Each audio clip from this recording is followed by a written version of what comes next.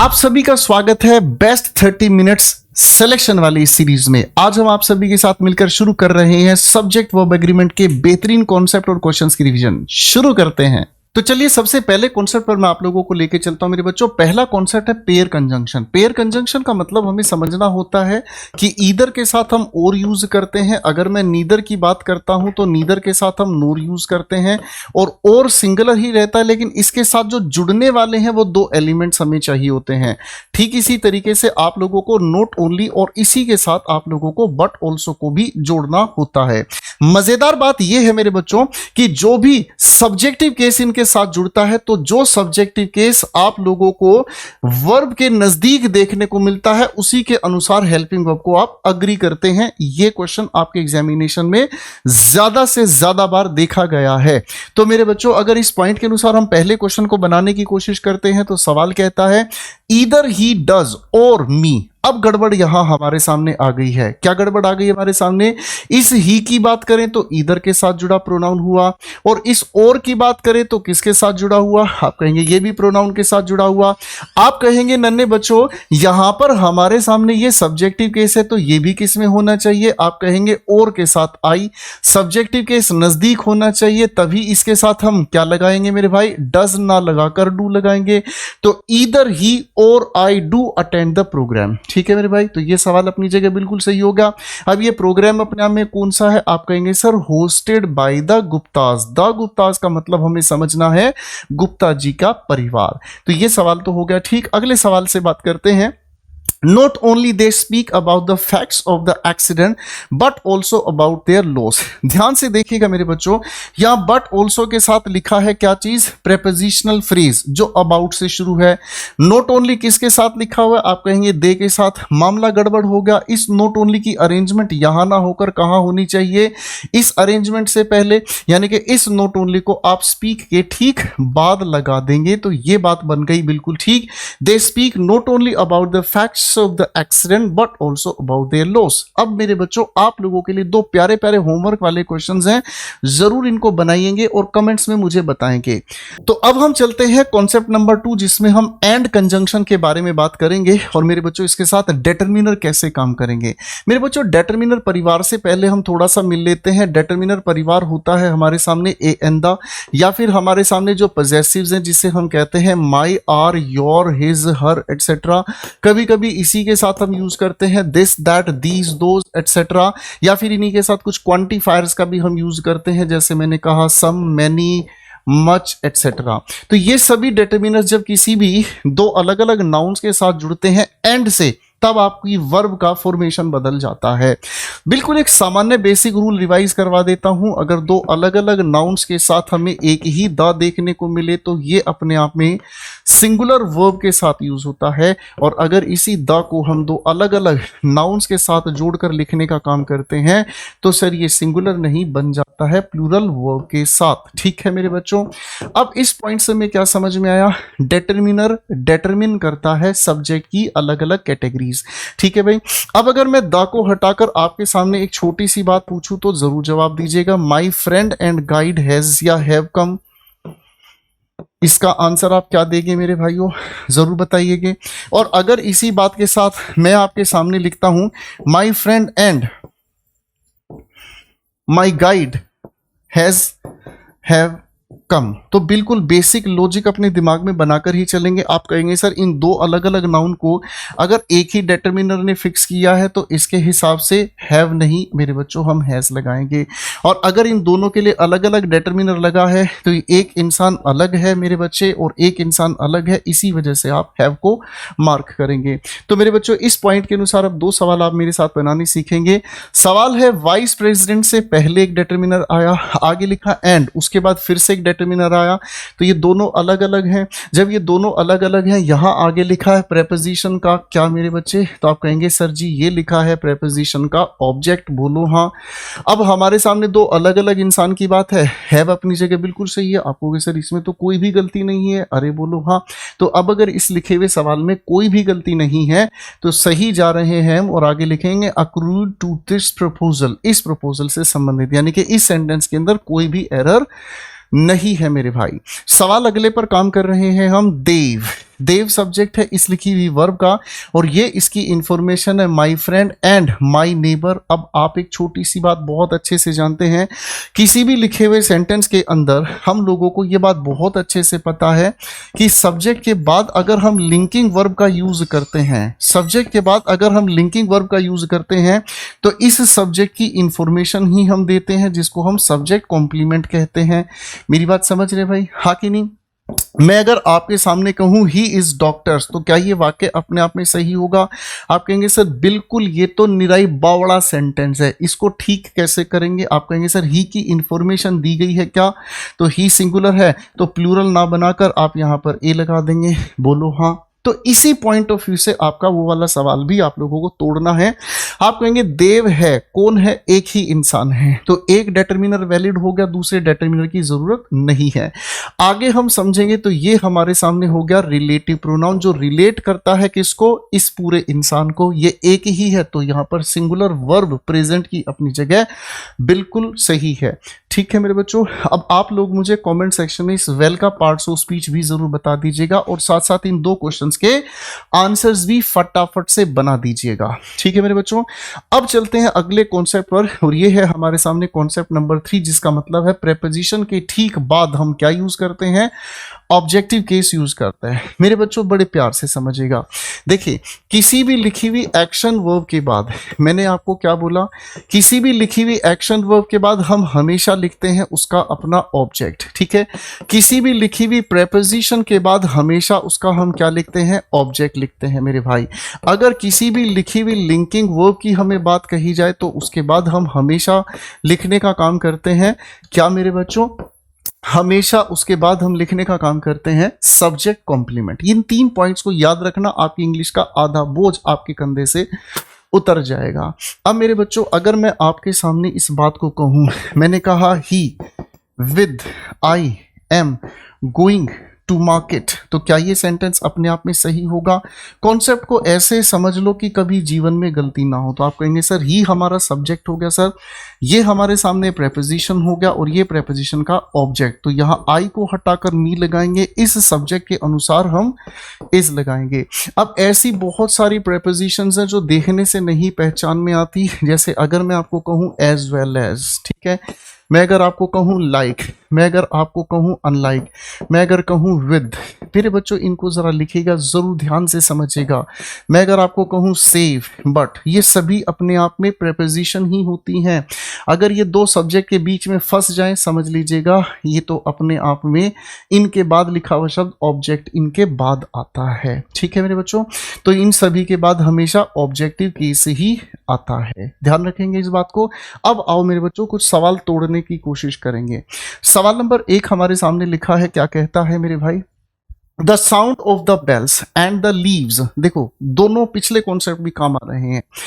And हमारे सामने conjunction है, द के साथ लीव्स एक अलग हो गया, और सर द के साथ बेल्स एक अलग हो गया, लेकिन इनको डिफाइन कर रहा है ये प्रेपोजिशन। अब इस लिखी प्रेपोजिशन की वजह से ये भी अपने आप में ऑब्जेक्ट है भाई, ये भी अपने आप में ऑब्जेक्ट है भाई, तो इसका मतलब सब्जेक्ट कौन है? The sound. ये अपने आप में कैसा है? आप कहेंगे सर जी ये अपने आप में सिंगुलर है। तो मेरे नन्हे बच्चों इस सिंगुलर होने की वजह से आर काहे लिख दिए हो? आप कहेंगे सर प्यार से उड़ा दो और इज लगा दो। हमने आपकी बात को दिल से मान लिया।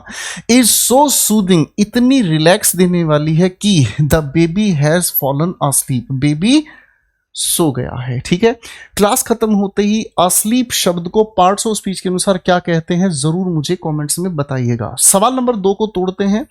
The gentry of main stream states, क्या लिखा है आगे? In India is usually given to hoarding.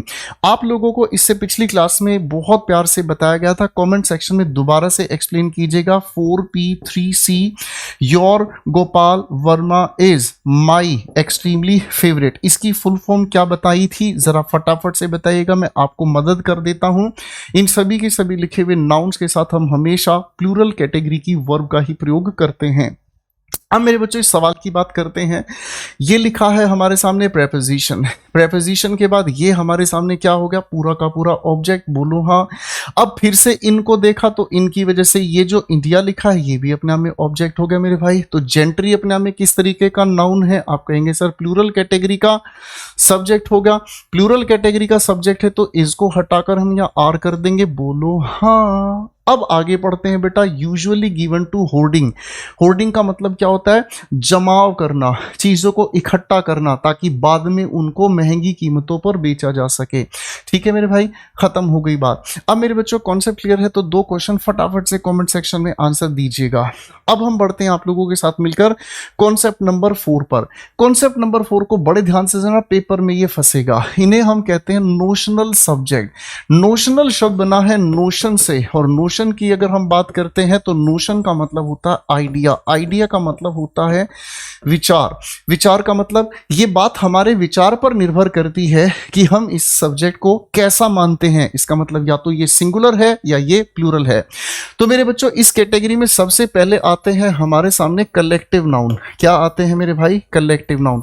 Collective noun के अर्थ पर निर्भर करता है कि अगर इनका अर्थ अपने आप में यूनाइटेड दिखाई हमें दे तो सिंगुलर वर्ब के साथ आप इनको जोड़ दीजिएगा। और अगर आपको इनके अंदर देखने को मिलती है क्या चीज, अगर डिवाइडेड सेंस देखने को मिलती है तो आप इनके साथ मेरे प्यारे नन्हे छोटे भाइयों प्लूरल वर्ब का यूज कर देते हैं। और ऐसे हमारे सामने यूनाइटेड और डिवाइडेड सेंस वाले शब्द हैं class, cabinet, committee, government, board, team, jury. इनका आप दिल से ध्यान रखेंगे। इसके अलावा दूसरी हमारी एक प्यारी सी यूनिट है जिसे हम कहते हैं अवध से पहले। क्या कहते हैं, अवध से पहले। आप इनकी फुल फॉर्म मेरे साथ समझिएगा। ए का मतलब हम जान गए हैं मेरे भाई अमाउंट, डब्ल्यू का मतलब हो गया हम जान गए हैं क्या, वेट, वेट मीन्स वजन। डी का मतलब हम जान गए हैं जिसे हम कहते हैं डिस्टेंस। एच का मतलब हमें जान गए हैं भाई जिसे हम कहते हैं हाई। एस का मतलब हो गया स्पीड, और पी का मतलब हो गया मेरे भाई जिसे हम कहते हैं पीरियड ऑफ टाइम, यानी कि समय का अंतराल। ये भी अपने आप में नोशनल ही होते हैं, यानी कि बिल्कुल वही united sense singular verb, divided sense plural verb. इन दोनों चीजों को बहुत अच्छे से आप लोगों को ध्यान रखना है, एग्जाम्स में इससे क्वेश्चन फंसते हैं। तो आइए बनाते हैं सवाल number 1। This team is winning but that team is not bowling और फील्डिंग वेल। अब बात को बड़े ध्यान से समझने का काम कीजिएगा। यहां पर टीम का 2 जगह पर यूज हुआ है। अगर कोई टीम, टीम का मतलब प्लेयर्स का ग्रुप, समझ रहे हैं। अगर कोई प्लेयर्स का ग्रुप इकट्ठा मिलकर खेल रहा है तो वो अच्छा खेल रहा है, अच्छा खेल रहा है तो इसका मतलब क्या हुआ मेरे बच्चे, दिस टीम अपने आप में क्या, यूनाइटेड सेंस, इसीलिए यहां पर इस बिल्कुल सही है। अब आगे कहा है जो दूसरी टीम है ना तो वो ठीक से बॉलिंग कर रही ना फील्डिंग कर रही। इसका मतलब यानी कि जो बॉलर है वो बॉल अपनी ठीक से कर रहे हैं तो फील्डर कैच छोड़ रहे हैं। मेरी बात समझे, इसका मतलब यहां पर यूनाइटेड नहीं डिवाइडेड सेंस है, इसलिए आपको यहां पर आर कर देना है।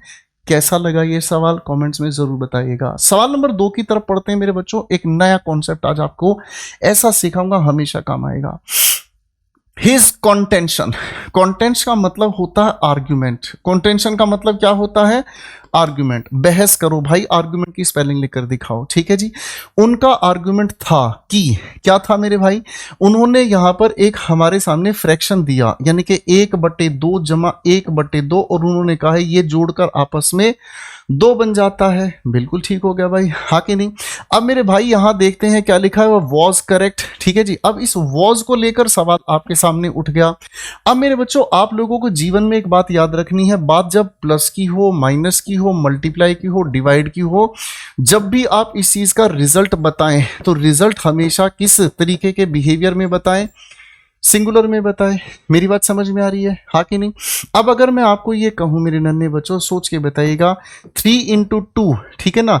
आप आगे देखेंगे इज या आर 6, तो सोच के इसके बारे में डिसीजन लीजिएगा। आपको सर रिजल्ट बताया है, यहाँ संख्या नहीं बताई है, तो रिजल्ट अगर हम देखेंगे तो रिजल्ट हमेशा सिंगुलर है। तो उस पॉइंट ऑफ व्यू के अनुसार अगर हम कहने की कोशिश करें तो यहां पर रिजल्ट आधा जमा आधा 2 was correct in that case, ठीक है ना। उसका आर्गुमेंट ये था कि ये जमा ये इतना होता है, तो रिजल्ट बताने के लिए वॉज अपनी जगह सही है, इसको जानबूझ के गलत नहीं करना, यानी कि इस लिखे हुए सेंटेंस में भी कोई एरर नहीं। अब 2 सवाल मोहब्बत के नाम कमेंट्स में जरूर बताइएगा।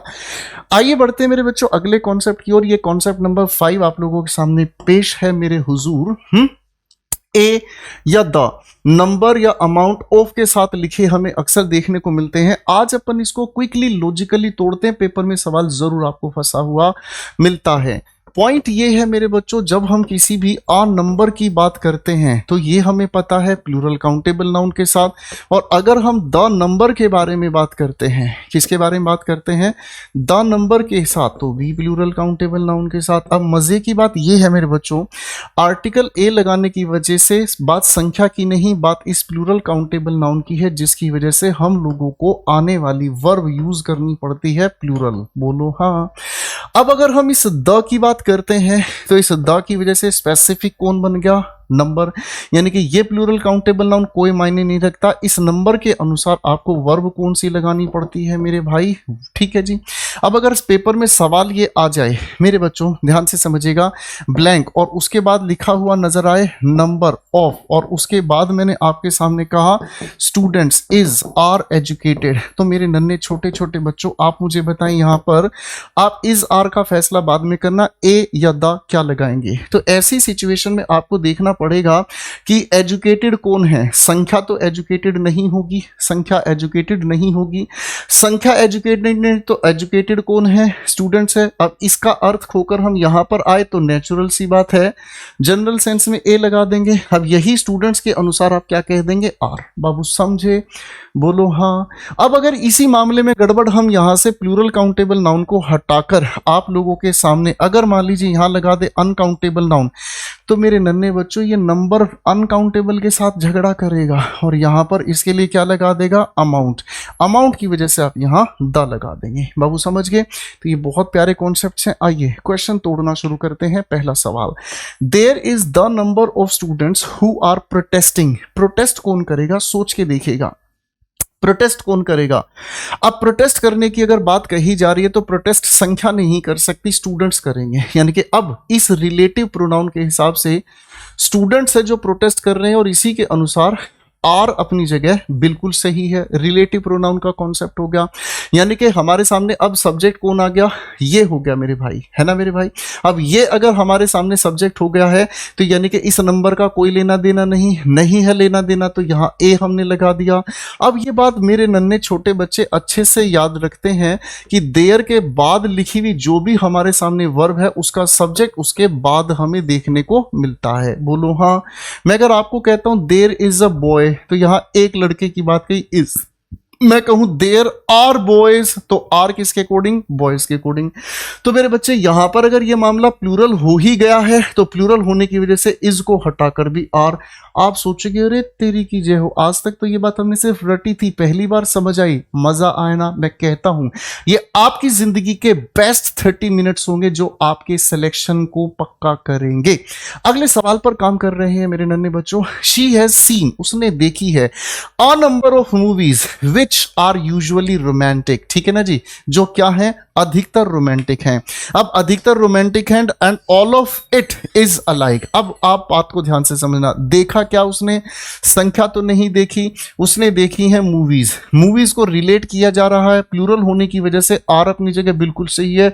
आप सोचेंगे अरे सर ये तो गलत हो ही नहीं पाया हमसे। बाबू लोचा कहीं और है, ढूंढा तुझे गली गली और तू जाकर घर के पिछवाड़े मिली। उड़ा देते हैं सवाल, जब प्लूरल हो गया तो ये इट किस लिए यूज हुआ है। आप कहेंगे इट मूवीज के लिए, तो सर इट को हटाकर हम कहेंगे दे, और उसके बाद हम इज को हटाकर क्या कहेंगे, आर। बाबू बहुत खतरनाक सवाल दे दिया आप लोगों के लिए। अब 2 सवाल मेरी मोहब्बत को निभाने के लिए घर से जरूर बनाइएगा। अगले कॉन्सेप्ट पर हम काम कर रहे हैं, इसे हम कहते हैं रिलेटिव प्रोनाउन। रिलेटिव प्रोनाउन कैसे काम करता है, हमारे सामने कोई भी लिखा हुआ मेन क्लॉज होता है मेरे बच्चों, और इसके अंत में लिखा हुआ हमें नजर आता है नाउन या फिर प्रोनाउन। ठीक है, इसी को रिलेट करने के लिए हम कभी कभी हु, कभी कभी हुम, कभी कभी इसी के लिए विच, या फिर हम अगर कहें दैट। ठीक है मेरे बच्चों, इनका हम प्रयोग करते हैं और इन्हीं के अनुसार आने वाली वर्ब का डिसीजन लेते हैं। हालांकि इसमें बहुत सारे और भी कॉन्सेप्ट छिपे होते हैं, वो हम आपके साथ धीरे धीरे उठाते चले जाएंगे। पहली बात हमारे सामने आती है मेरे भाई, ध्यान से समझिएगा। आई रिमेंबर, मैं याद करता हूं, the only one of those that have simply rejected my proposal. ठीक है ना जी, जिन्होंने मेरा रिजेक्ट किया है प्रपोजल, उनमें से केवल एक। बाबू इसको एक बार फिर से समझते हैं। आपने कहा यहां पर एक वाक्य लिख दीजिए सर, मैंने कहा I know them who is are late. ठीक है जी, मेरी बात समझ रहे हैं। फिर मैंने आपके सामने कहा I know one of them who is are late. फिर मैंने आपके सामने लिख दिया मेरे भाइयों, बड़े प्यार से सीखने की कोशिश करेंगे, I know the only one of them who is are late. तो मेरे बच्चों आपको यहां से एक बहुत प्यारी सी बात समझ में आएगी, आई नो देम। अब इस हु ने रिलेट किसको किया, देम, देम के अनुसार क्या हुआ, आर। ठीक है जी, कोई दिक्कत नहीं। आई नो वन ऑफ देम, मैं उन सभी में से जानता हूं। अब इस देम की ही जानकारी दे रहा है हु के अनुसार यहां आर हमने बिल्कुल फिट कर दिया बॉस। उलझन कहां हो गई, जब आपने इस द ओनली के साथ इसको स्पेसिफिक बना दिया, यानी कि अब ना तो ऑफ ना देम, इस हु ने रिलेट किसको कर दिया, वन को। इसी की वजह से ये स्पेसिफिक बन गया, दैट यहां लगा दिया भाई। अब मेरे बच्चे इस वन की बात कही जा रही है तो हम इज लगाएंगे। ये बहुत टेक्निकल खूबसूरत प्यारा सवाल है, पेपर में आएगा, पर आप अब गलत नहीं कर पाएंगे क्योंकि आपकी जिंदगी की बेस्ट 30 मिनट्स में बदल रहा हूं। मैं जानता हूं, याद करता हूं, द ओनली की वजह से कौन स्पेसिफिक हुआ, वन। तो ऑफ गया, दोज गया, दैट किसकी बात कर रहा है, आप कहेंगे वन की। वन के मुताबिक यहां क्या होना चाहिए, हैज होना चाहिए। आगे लिखा है simply rejected my proposal. Parts of speech के अनुसार सिंपली क्या है, क्लास खत्म होते ही कॉमेंट्स में जरूर बताइएगा। अगला सवाल हमारे सामने आता है मेरे भाइयों, God helps those who helps themselves but your first step is a must. प्यारा सवाल सर, भगवान सिंगुलर है, मदद करता है, बिल्कुल सही। दोज का मतलब उन सभी की, इस हु ने रिलेट किया दोज को, प्लूरल होने की वजह से प्लूरल प्रेजेंट की वर्ब हम लिखेंगे, करेक्ट हो गया। अब यहां पर देमसेल्व्स किसका रिफ्लेक्सिव है, इस दोज का रिफ्लेक्सिव है। आगे बट यहां पर आपके सामने लिखा है योर फर्स्ट स्टेप, आपका पहला कदम, इज अ मस्ट। ये मस्ट पार्ट्स ऑफ स्पीच के अनुसार क्या है, कमेंट्स में बताइएगा। दो सवाल आप लोगों के लिए हैं, क्लास खत्म होते ही मेरे भाइयों कमेंट्स में जरूर बताइएगा, अच्छा लगेगा मेरे बच्चों। आइए अगले कॉन्सेप्ट की ओर बढ़ते हैं, इसे हम कहते हैं नोट। नोट एक खूबसूरत सवाल है जब ये सब्जेक्ट्स के आसपास मंडराता है, और नोट का मतलब होता है नहीं, और जहां ये नहीं पर आ जाए इसका मतलब उसी को सब्जेक्ट की कैटेगरी से बाहर कर देता है। बात को समझिएगा। मैंने कहा not they but all the students, या not they but Ravi is are late. तो मेरे बच्चों इस सवाल में आप सब्जेक्ट कहां लगाएंगे, किसको मानेंगे, तो जिसको आपने मना ही कर दिया वो तो डिस्कशन से ही बाहर होगा, जिसको आपने मना ही कर दिया वो डिस्कशन से बाहर होगा, यानी कि ये तो सब्जेक्ट है ही नहीं। सब्जेक्ट कौन बचा, केवल रवि, इसी के अनुसार बात इज की हो गई। अब अगर मैं इसको ये कहने की कोशिश करूंगा, ऐसे कह दूं रवि एंड नॉट, और उसके बाद मैंने कहा द बॉयज, ठीक है, इज आर लेट, तो यहां आप क्या कहेंगे, आप कहेंगे बिल्कुल सेम कॉन्सेप्ट है गुरुदेव, जिसके साथ नोट लगा वो सब्जेक्ट की लाइन से बाहर हुआ। सब्जेक्ट कौन हुआ, रवि, रवि के अनुसार क्या करेंगे, इज।